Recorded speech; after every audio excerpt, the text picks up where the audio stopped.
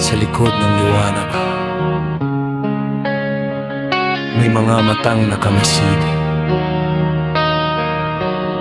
Hindi lahat ng totoo ay sinasabi, at hindi lahat ng sinasabi ay totoo.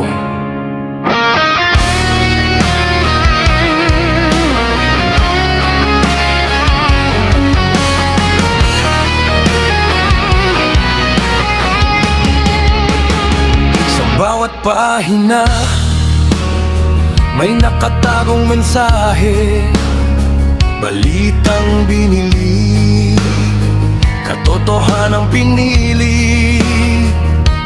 Drone sa ulap, mga mata sa langit, lahat ng galaw mo'y may bakas, may kalakip.